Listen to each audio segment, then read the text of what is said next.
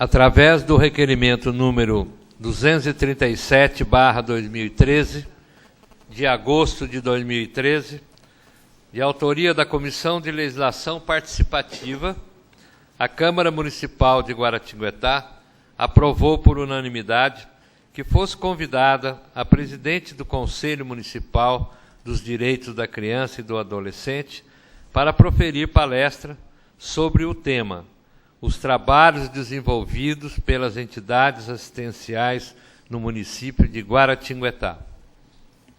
Neste momento, convido o vereador Marcos Oliva, presidente da Comissão de Legislação Participativa, para proceder à saudação oficial desse legislativo, a ilustríssima senhora Ivânia Palmeira.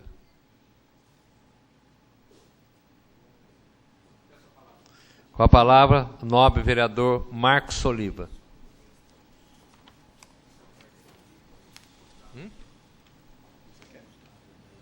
Não tem.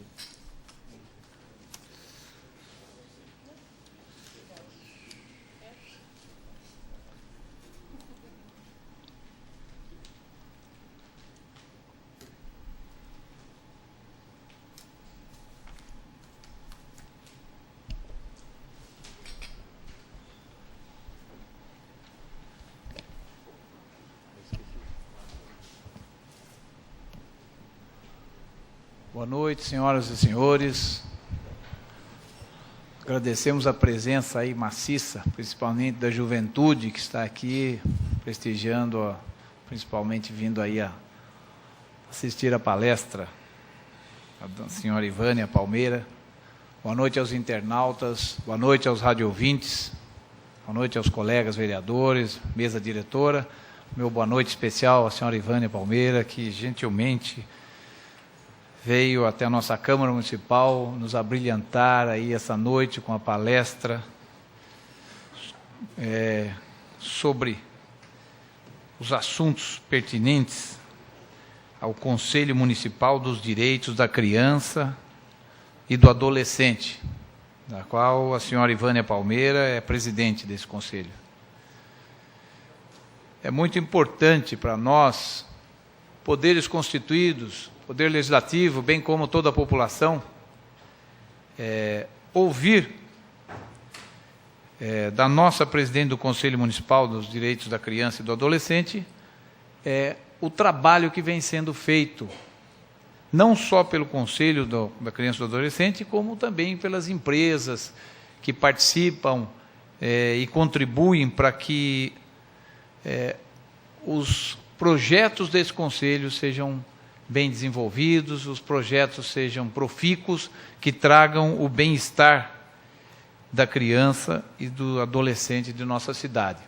Sabemos que o grande flagelo da humanidade é a dependência química, que pega de surpresa as famílias quando menos se espera, um filho de família guaratinguetaense é acometido por esse mal, que infelizmente temos aí batendo as portas dos lares cada vez mais, e é um dos trabalhos mais importantes, quando se faz um trabalho de monitoramento da educação, que dá a base da formação moral, cívica, e a base para enfrentar as dificuldades da vida, enfrentar os caminhos tortuosos que nos aparecem ao longo da vida, e tendo através de entidades que trabalham em prol de despertar esse espírito de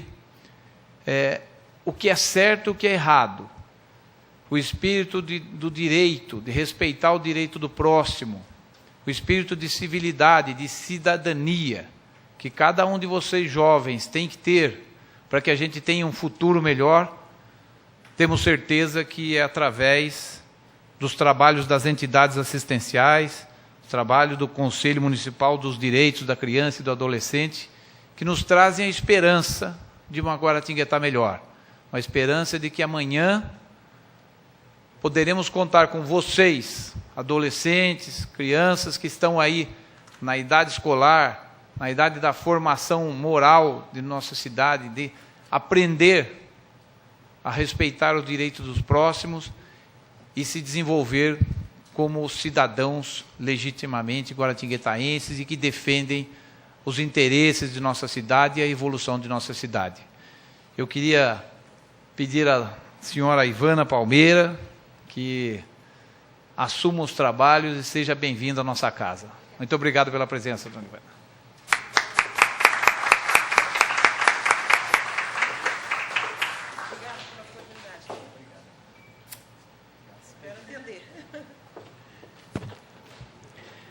Boa noite, senhor presidente, senhores vice-presidentes, senhores vereadores. Boa noite, entidades sociais, representantes, crianças e adolescentes aqui presentes, jornalistas, né? Muito obrigada pela presença de vocês aqui. Eu sou presidente do Conselho da Criança desde março deste ano, mas participo do Conselho desde 2011, representando o segmento empresarial. Eu represento a Associação Comercial no Conselho da Criança e do Adolescente. E, desde 2011, a gente vem fazendo um trabalho, e, por conta desse trabalho, o Conselho decidiu, por unanimidade, me eleger presidente. E eu digo na BASF que essa é a minha mais difícil atribuição. Ser presidente do Conselho da Criança, gente, é muito desafiador, né? Principalmente porque o tempo todo a gente está aí convivendo com as crianças, vendo quais são as necessidades, o que elas precisam, e a gente sabe que tem que ser prioridade absoluta. E, às vezes, a gente não consegue fazer com que isso aconteça, né? Então, é um pouco sobre isso que eu vou conversar com vocês. Minha ideia é falar um pouco, mas ficar aberta para as discussões, para o debate. Essa, na verdade, é a origem do Conselho, como vocês vão ver, é participativa mesmo. A partir do debate, a gente consegue estar discutindo as ideias, formulando as políticas públicas que venham a estar dando prioridade para as nossas crianças e adolescentes.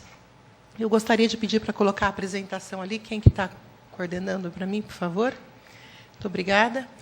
Nessa apresentação, as únicas fotos que vocês vão ver são essas. Por quê? Porque a gente vai estar falando um pouco mais depois de informações mesmo, né?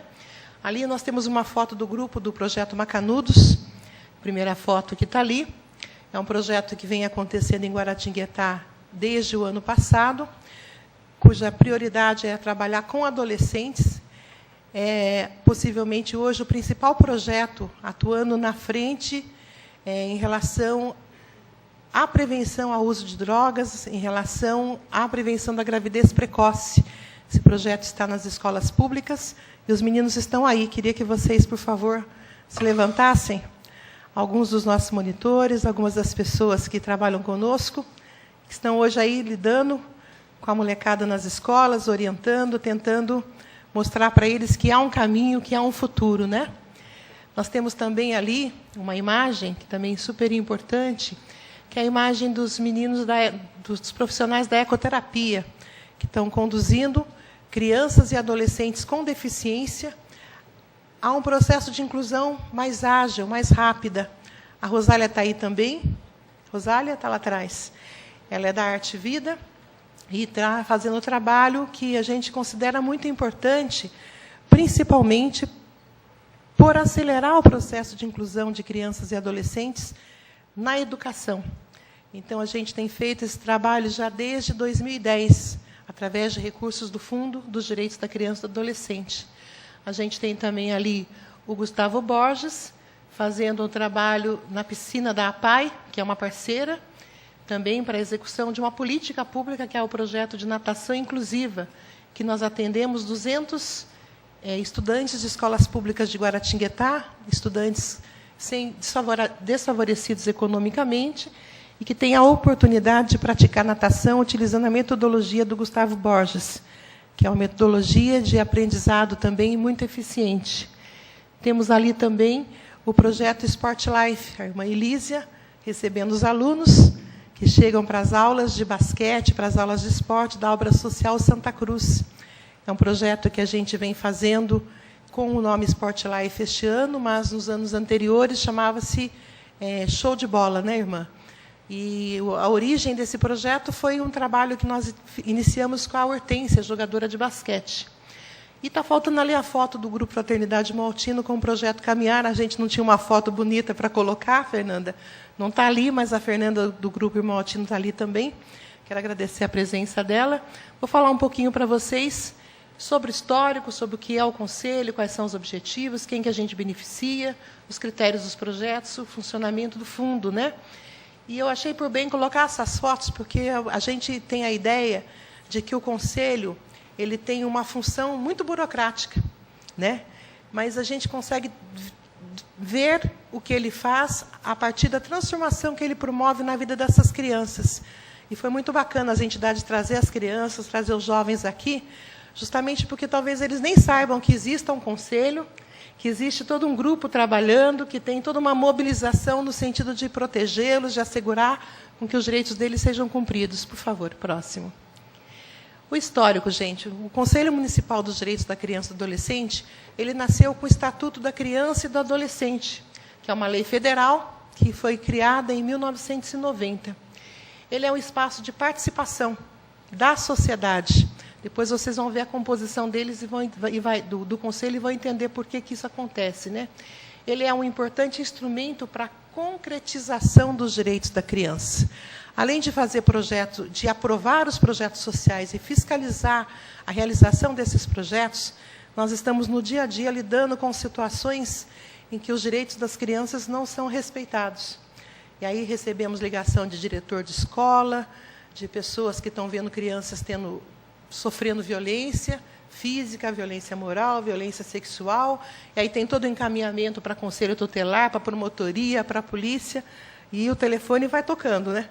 E acho que é interessante a gente perceber que o Conselho ele é composto de forma tripartite. Então, nós temos os integrantes do governo e da sociedade civil. Daqui a pouco eu vou falar sobre isso para vocês. Todas essas atribuições do Conselho são atribuições legais, o que significa que, se a gente não cumprir essas atribuições, nós somos passíveis de responder por processo civil e criminal. Os representantes do Conselho da Criança têm que seguir o que está previsto na lei que criou esse Conselho, né? E, principalmente, no que diz ao planejamento, ao monitoramento e à avaliação das políticas públicas que são feitas com o intuito de proteger e de assegurar os direitos das crianças. Pois não, o próximo. Que cenário é esse, gente, que nós estamos atuando hoje, né? A gente fala muito da problemática da criança e do adolescente. Todos nós passamos por essa fase na vida, né? Quando éramos criança, depois viramos adolescentes, talvez a gente nem soubesse que existia conselho. Vocês sabiam que existia conselho? E que tinha um grupo que tinha que pensar nisso? Na nossa época não tinha ainda, né? Que eu estou por 50 anos. Então, a gente acompanhou a criação do conselho mesmo, né? E, desde antes de 1990 e até agora, crianças vêm sendo, infelizmente, né, vítimas de maus-tratos, vítimas de situações de insegurança. E esse é um processo histórico, tem a ver com a forma como foi construída a nossa cultura, como criança e adolescente vem sendo visto no Brasil, né? Teve uma época, vou até passar bem rápido por isso, pode seguir. Teve uma época que existia uma situação em que crianças eram deixadas na roda, numa roda que era a roda em que as crianças eram deixadas ali para serem adotadas. Depois foi criado, acabou-se a roda do abandono dessas crianças, e em cidades onde não haviam essas rodas, as cidades menores, sabe onde que as crianças abandonadas ficavam? Nas câmaras municipais. Então, não é por acaso que a gente está aqui hoje, né? A gente está aqui hoje meio que retomando essa história, né? As crianças estão aqui, nós estamos aqui também. E acho interessante, eu não sabia disso. Nessa pesquisa eu descobri e falei, olha que coincidência bacana. E, nesse processo histórico, a gente vê que foi criado o Código de Menores. Esse Código de Menores, durante muito tempo, direcionou todo o atendimento da criança como menor, criança e adolescente como menor, e menor infrator. E aí a gente percebe assim, né, nesse cenário em que se separava as crianças que eram de famílias das crianças que eram infratoras, você cria uma situação de desigualdade muito forte, uma desigualdade de atendimento e de tratamento. Somente em 64 foi criada uma política nacional de bem-estar do menor. E essa política de 64, que criou as FUNABENs, as FEBENs, né, de atendimento para menor também infrator. Pode seguir, por favor. Em 79, começou a existir um novo Código de Menores, e essa situação do Código de Menor ainda manteve a criança e o adolescente não como cidadão de direito, mas como um ente, como um ser que não tinha voz, que não podia se manifestar e que também não tinha direitos. Pois pode seguir. Então, naquela época, a gente falava muito de juizado de menores. Quem já ouviu falar sobre isso? Eu vou lá no juizado de menores, vou resolver essa situação. Falava antigamente, né? Hoje não é mais assim. Hoje a gente tem que ir no Conselho da Criança e no Conselho Tutelar. E isso foi uma mudança que veio com a promulgação da Constituição de 88 e depois com a aprovação do Estatuto da Criança e do Adolescente, que promoveu o quê? A descentralização das políticas. E passou, então, a caber ao Conselho Municipal o acompanhamento no município das situações envolvendo crianças e adolescentes por meio das políticas públicas, e coube aos conselhos estaduais e nacional o acompanhamento nas outras esferas. Pode continuar. Esse Estatuto da Criança, ele dispõe sobre uma coisa que eu considero interessante, que é a proteção integral da criança e do adolescente.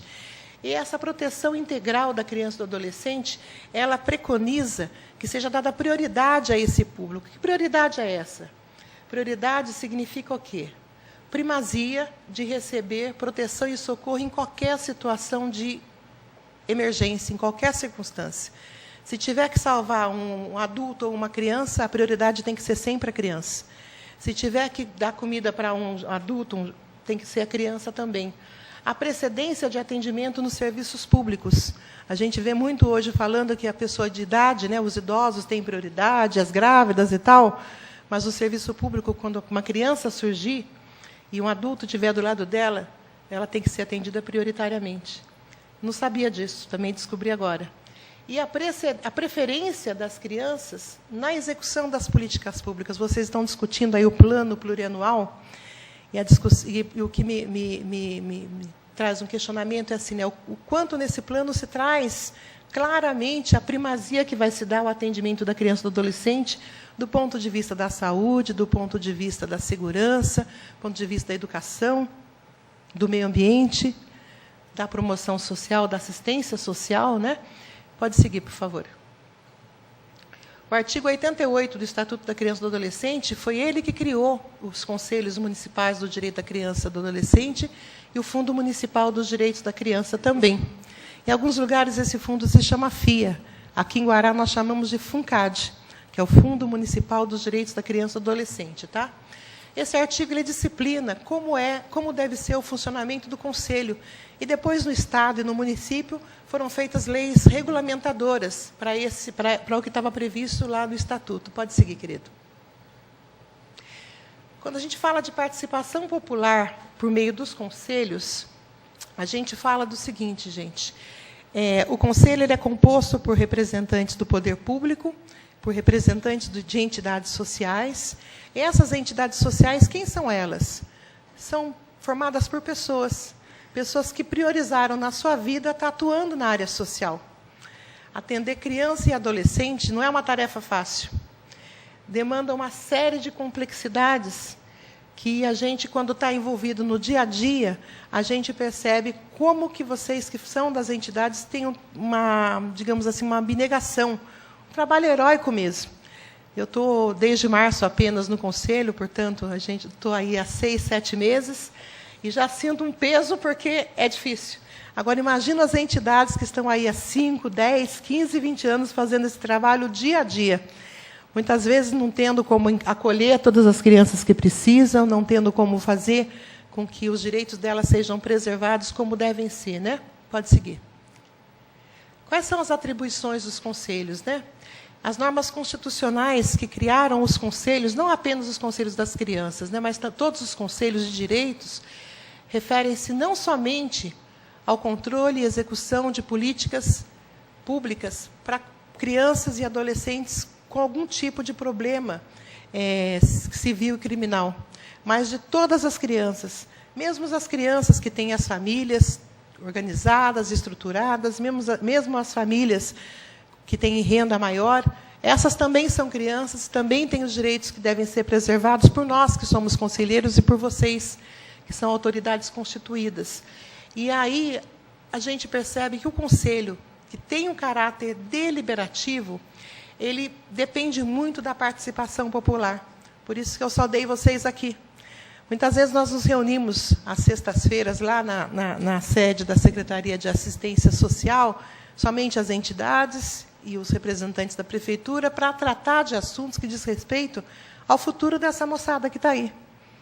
Agora, como que uma mulher de 51 anos e o seu grupo, são pessoas todas abnegadas também do Conselho, pessoas que trabalham no dia a dia na Prefeitura, pessoas que no dia a dia estão trabalhando nas empresas, como é meu caso, né, conseguem dar conta de responder por futuro de pessoas que elas sequer conhecem, cujas necessidades a gente não sabe mesmo. Nós não temos um diagnóstico hoje, senhores vereadores, da situação da infância e da adolescência aqui de Guaratinguetá. Eu não sei quantas crianças estão morando com seus pais, quantas crianças hoje têm renda de 1 salário, 2 salários, qual a renda per capita das famílias dessas crianças. Não sei qual o percentual de crianças que hoje podem ser consideradas crianças infratoras, com necessidade de atendimento diferenciado. Não sei quantos adolescentes hoje, nas escolas, estão passando por um processo de aproximação do mundo das drogas ou até de gravidez precoce. Não conheço esse diagnóstico. Nós não temos. E uma das atribuições que nós precisamos ter como conselheiros é exatamente definir políticas públicas para isso.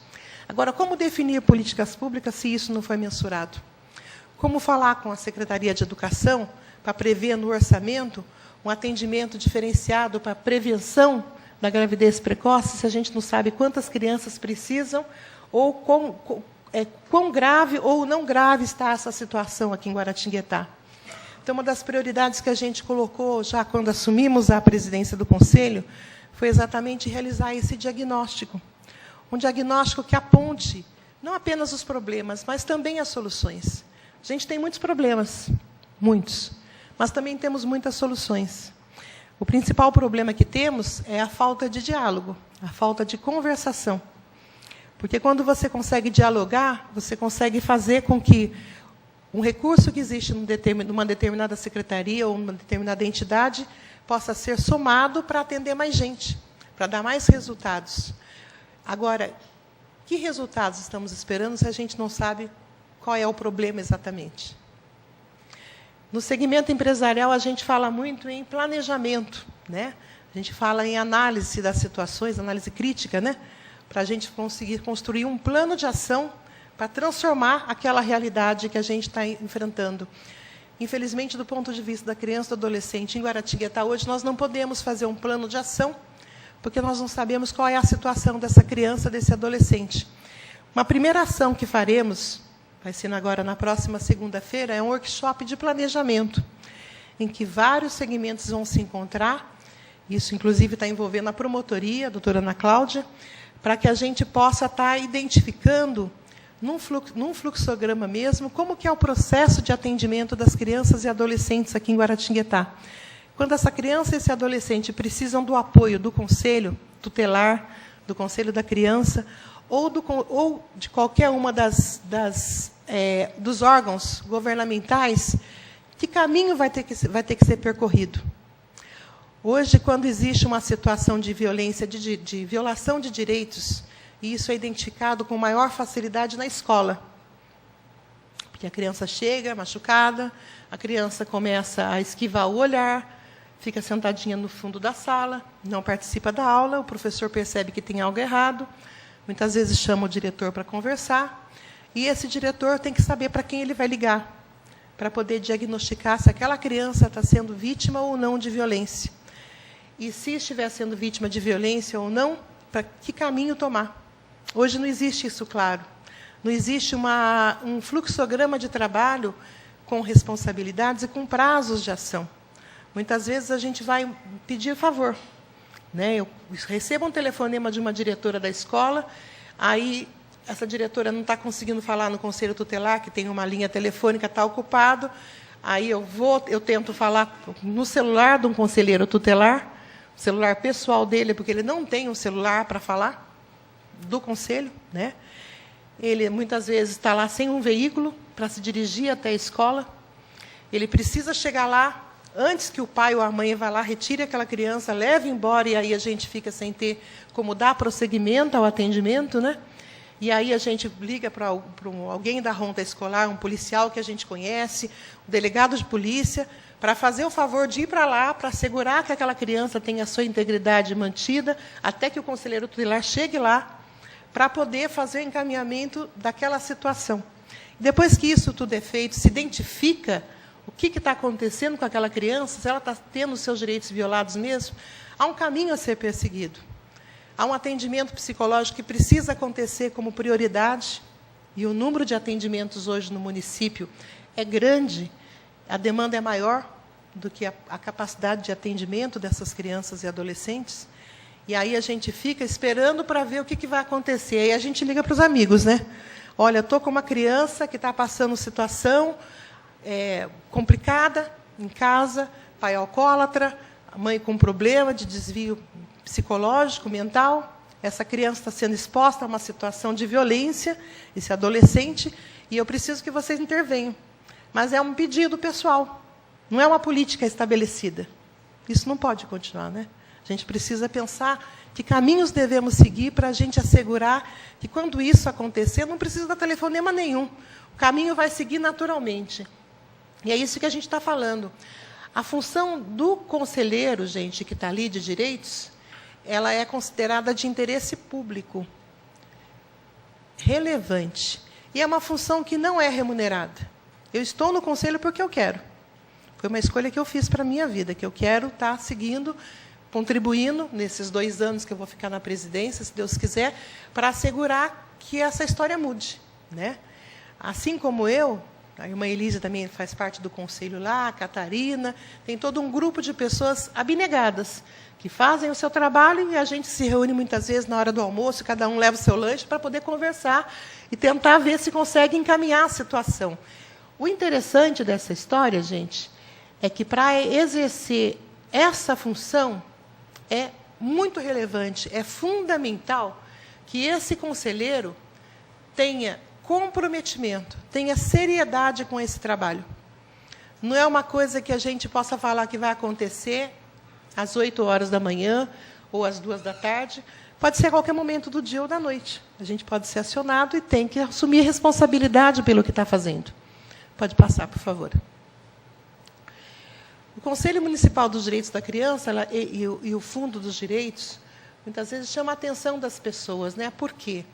Porque o Conselho ele se dirige a todo um universo de crianças e adolescentes. Quantas crianças e adolescentes temos aqui em Guará, vocês sabem? Da nossa população de mais de 110 mil habitantes, quantos são crianças e quantos são adolescentes? Eu também não sei. Eu sei que a gente tem aí devemos ter aí perto de uns 40%, 50% na faixa etária do 0 aos 20 anos de idade, mas eu não sei exatamente que número é esse. E aí eu fico pensando, né? Não é apenas participar do conselho para executar a política que já vem pronta. Não sei de onde, entendeu? Eu vejo, não entendo de orçamento. Nem o plano plurianual eu entendo direito, mas eu sei que em algum lugar ali tem que pensar assim, tem que se escrever, criança é prioridade, criança e adolescente são prioridades absolutas. As políticas públicas devem priorizar o atendimento de crianças e adolescentes em situação de risco. Precisam priorizar. Como é que a gente consegue fazer com que as políticas públicas aconteçam como conselheiros, como participantes do Conselho da Criança? Através da representação, né, que nós temos paritária, com representantes da Secretaria de Saúde, da Secretaria de Educação, da Secretaria de Promoção Social. Isso é importante, Secretaria de Esportes. Esses nossos colegas que estão lá, eles nos ajudam. Mas eles não tomam decisões nas secretarias. Não tomam. Assim como eu não tomo decisão na BASF também. Não tem como. Então, a gente sempre está dependendo de alguém que vai poder acolher ou não aquilo que a gente está vivenciando, aquilo que a gente está buscando solução. E a gente busca essa solução De que forma? Se aliando às entidades sociais que estão ali representadas. Agora, como que a gente assegura que essas entidades que estão ali representadas possam ter condições de realizar o papel delas? Papel para o qual elas foram criadas, né? Através de recursos financeiros. Esses recursos financeiros, uma parte deles já vem do Estado. Governo estadual, governo federal, o próprio governo municipal pode estar contribuindo para o funcionamento dessas entidades que atendem crianças e adolescentes. Mas existe também um instrumento muito bom e que ainda não é muito conhecido da maioria das pessoas, que é o Fundo Municipal dos Direitos da Criança e do Adolescente. Este fundo, ele consegue... você pode até mudar, por favor. Ele consegue consegue acessar recursos que as entidades, por conta própria, não conseguiriam. Esse fundo ele foi constituído com um objetivo apenas: o objetivo de assegurar que recursos do imposto de renda das empresas e das pessoas físicas possam ser destinadas para a execução de políticas públicas de atendimento à criança e adolescente. No caso das empresas, é 1% do imposto de renda devido, e, no caso das pessoas físicas, 6%. O que interessa para a gente com relação a esse Fundo dos Direitos da Criança e do Adolescente? É um fundo que, hoje, é administrado pela Secretaria de Finanças do município, né?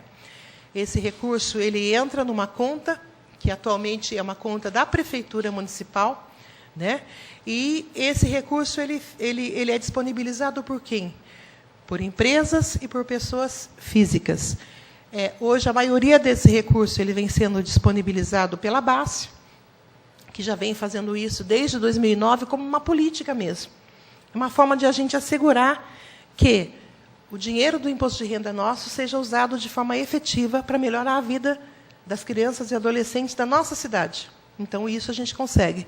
Mas temos também a Tecno, que contribui com recursos. No ano passado, esse ano, não contribuiu ainda, mas deve contribuir ainda até o final do ano.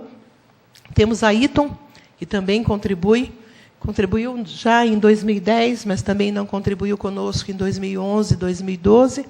E a gente percebe que há um caminho muito amplo para ser trilhado. Muitas empresas que poderiam estar destinando uma parte do seu imposto de renda devido, poderia estar destinando recursos para o nosso fundo. E não está porque não sabe. Nós já tentamos, fizemos algumas reuniões já com segmentos, com empresas, e agora vamos organizar uma reunião com os contadores, com os contabilistas. Porque, na verdade, a gente tem que focar, né? Tem que ir direto no resultado. E a gente sabe que, se nós formos buscar junto às empresas são muito grandes, tem a área fiscal delas, tem a parte jurídica. Muitas vezes, um setor não fala com o outro.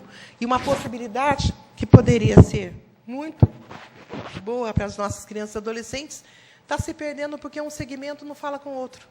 Na BASF mesmo, quando a gente iniciou o processo de destinação, foram 3 anos para conseguir fazer isso.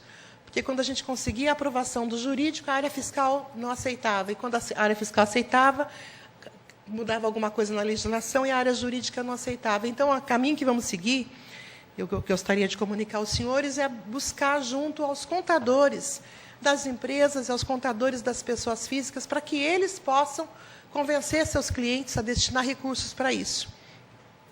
Quais são as atribuições, né?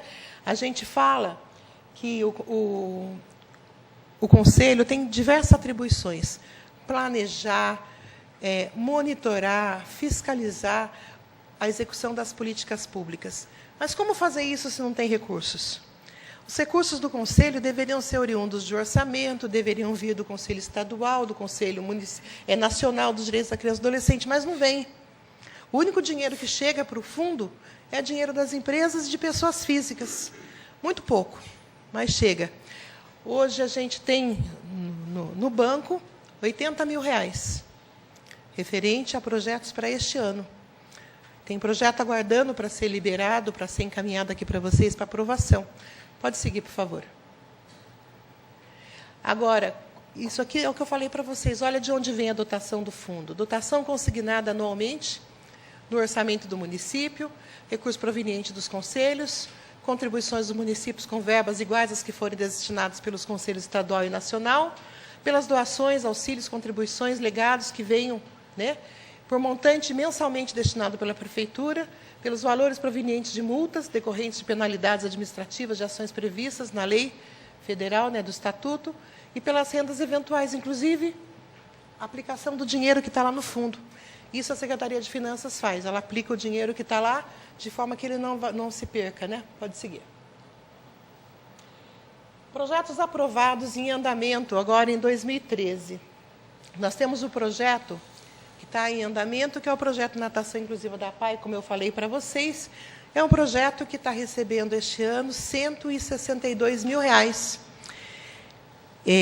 para atender 200 crianças da rede municipal de ensino. São crianças e adolescentes, né? Na verdade, são crianças porque estão na faixa etária dos 9 aos 12 anos. São crianças que, se não fosse por esse projeto, não teriam acesso à natação. E o melhor, não teriam acesso à natação com os alunos da APAE. Quando a gente fala que esse projeto ele é realizado pela APAE, significa que a APAE ela é parceira do projeto. Ela não fica com o recurso lá para a APAE para fazer o que ela bem entende. A APAE ela apresenta para a gente um plano de trabalho, um projeto, que é aprovado pelo Conselho, cuja execução precisa ser feita de acordo com aquilo que foi apresentado e aprovado trimestralmente. A cada 3 meses, as entidades têm que prestar contas do dinheiro que recebeu. E essa prestação de contas do recurso que recebeu, ela tem que acontecer de forma sistemática, para assegurar que o projeto tenha continuidade, senão ele pode ser paralisado.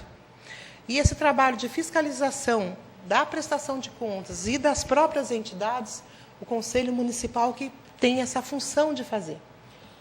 A gente tem também o projeto Arte Vida, que é coordenado pela Rosália, que está ali, que é o projeto da ecoterapia.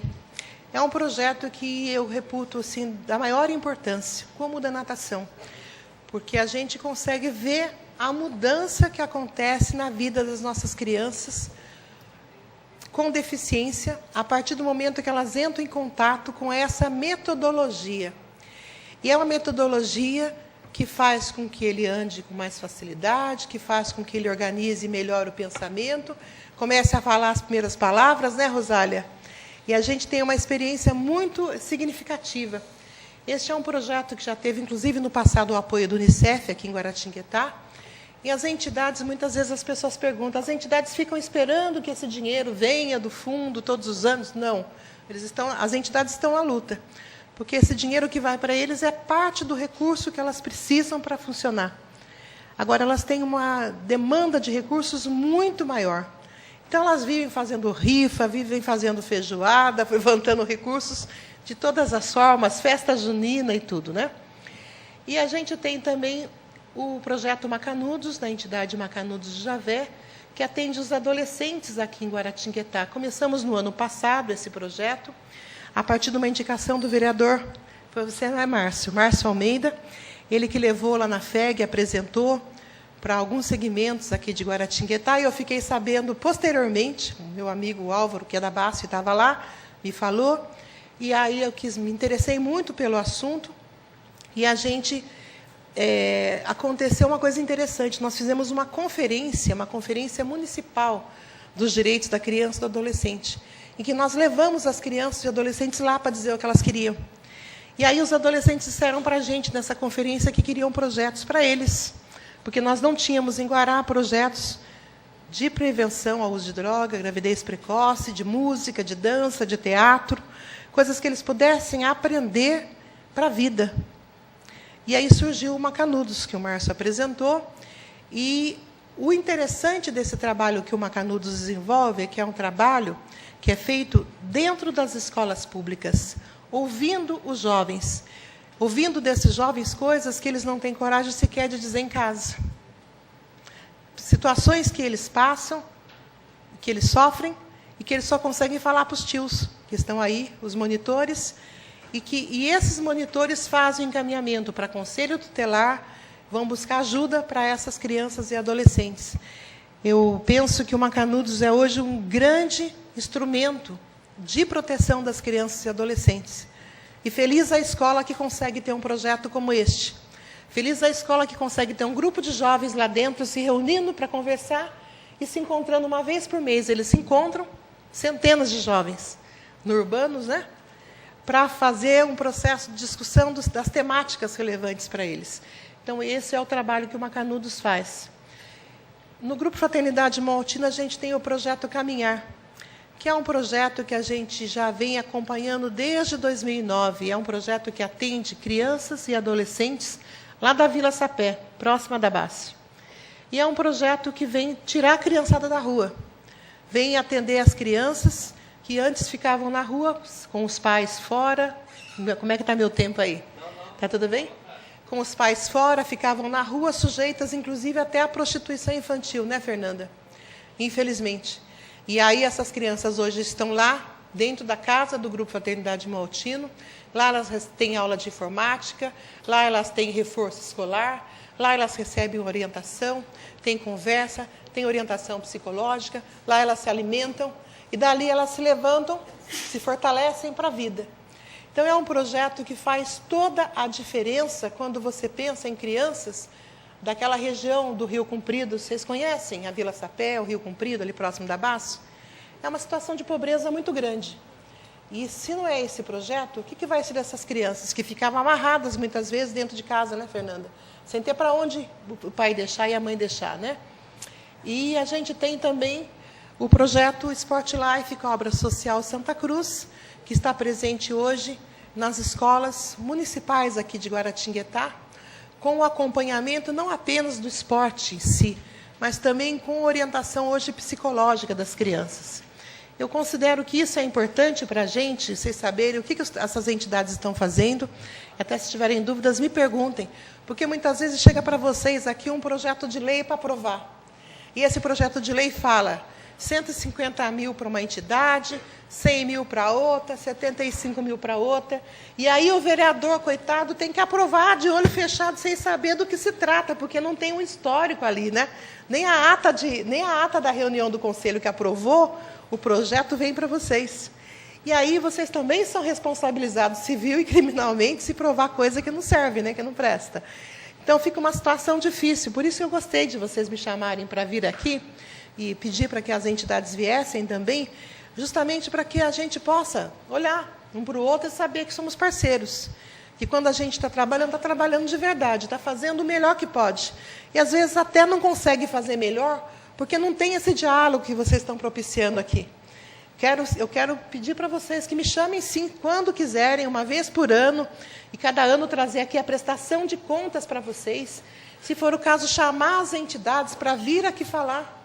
Trazer para vocês esse balanço, porque esse balanço eles apresentam para nós e a gente tem que encaminhar para a Secretaria de Finanças. Por que não mandar uma cópia desse balanço também para vocês? Eu acho que vocês são também parceiros, é importante saber. E se tiverem dúvidas, perguntarem. Mandar requerimento de informação, carta, o que vocês quiserem, mas que a gente possa ter essa via de diálogo, porque se a gente conseguir falar, a gente consegue mobilizar mais forças, né? Quando vocês perceberem, alguns vereadores visitaram a obra social Santa Cruz, não foi, irmã? Quais vereadores estiveram lá na obra social? Você foi, Vantur? Foi, Reginaldo? E aí, vocês conheceram o trabalho deles, viram acontecendo lá, né? Isso é importante. Não só o conselho ir, mas quando o vereador vai também, vai essa representação de vocês, né?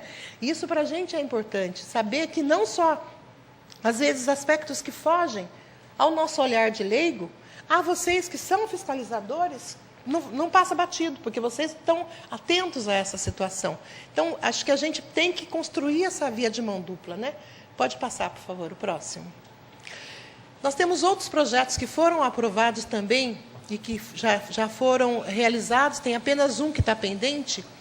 Um diz respeito à PAI, que foi uma brinquedoteca que a gente fez lá. A gente fez também um aporte de recursos para a Casa Betânia, né, para uma atividade que chamava Arte e Corpo em Transformação. E a gente tem uma pendência ainda, por uma questão que não depende do Conselho, o recurso está lá, mas a gente não pode destinar, que é para a Casa Solar. Nós queríamos montar um parquinho na Casa Solar, mas nós não podemos, porque o fundo não pode ser usado para dar dinheiro para a prefeitura. Então, ações do município não podem receber recursos. E aí a gente fica numa situação complicada, porque o dinheiro está lá, está bloqueado, e não pode usar, porque a Casa Solar não é uma entidade. E aí a gente sofre. Você vai colocar? Já colocou? Ótimo, perfeito. Que bom, excelente. Já colocou, colocou, Marcelo? Vai colocar para a Casa Solar, né? Emenda. A gente percebe, essa Casa Solar, ela é a casa que recebe crianças que estão passando por um processo de transição. Ainda a gente não sabe se elas vão ser adotadas, se elas vão voltar para a família, o que vai acontecer com elas. Mas o fato é que elas ficam nessa casa, enquanto esperam a decisão da justiça. E enquanto elas estão lá, como é que elas vão viver? O que elas vão comer? O que vão vestir? Né? Como que elas vão sobreviver? E aí o ideal é que elas tenham realmente no orçamento essa dotação orçamentária, que a gente saiba que está ali o recurso e que elas não vão passar nenhum tipo de dificuldade. Né? Por favor. Agora acabou, né, gente? O que eu queria? Estabelecer com vocês esse diálogo, né? Muitas vezes as pessoas perguntam de onde surgiu esses projetos todos que vocês escolhem para aportar recursos nesses e não em outros projetos.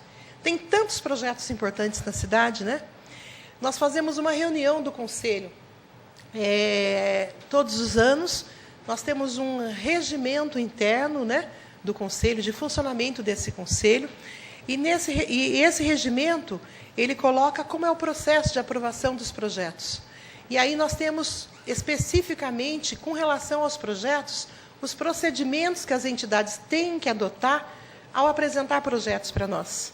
Então, tem prazo para apresentar projeto, esse projeto tem que estar amparado naquilo que foi discutido e aprovado na Conferência Municipal, e, principalmente, este projeto ele tem que ser um projeto exequível.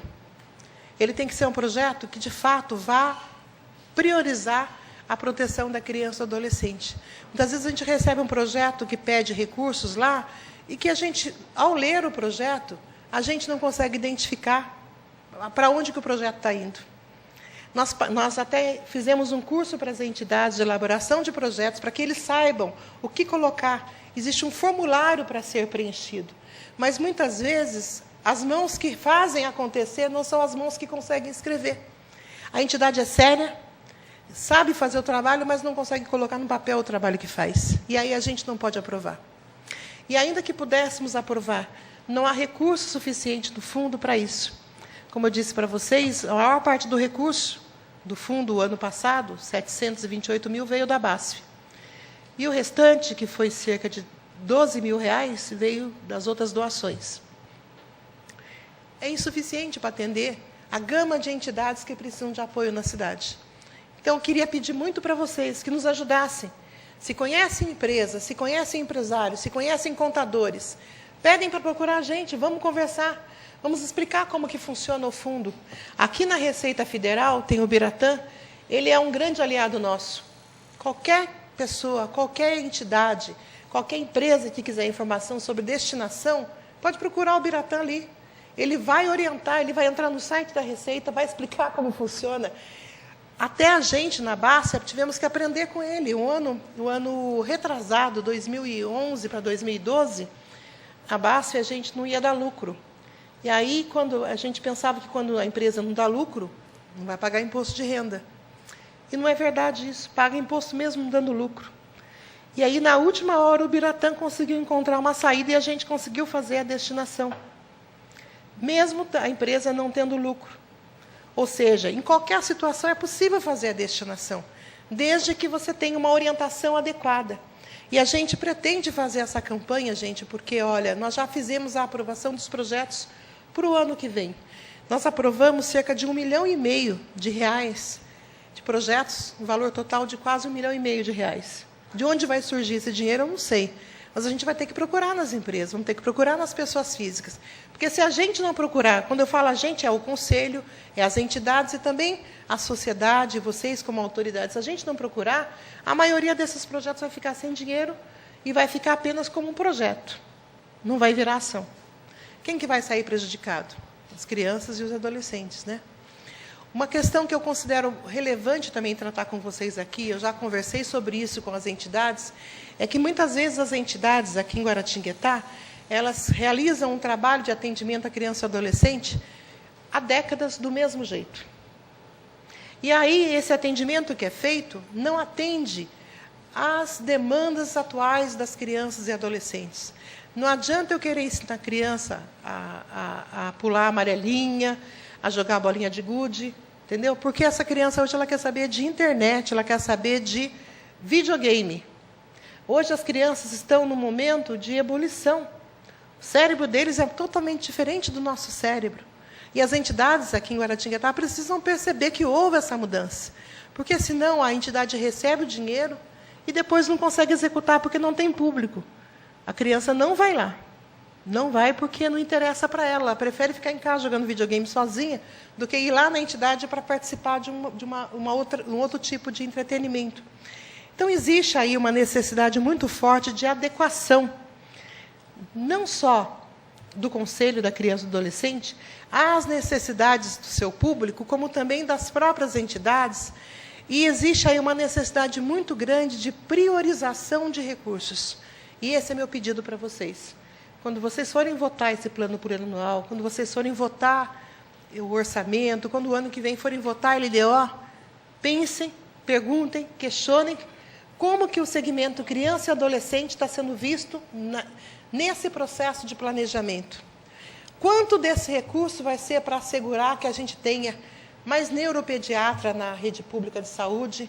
Quanto desse recurso vai assegurar que tenha mais médico na saúde mental? Porque precisamos disso. Crianças que passam por violência precisam de laudo da saúde mental. E aí tem um médico. Como é que essa criança vai ficar esperando 3, 4 meses para ser atendida? Para receber um laudo? Não tem jeito.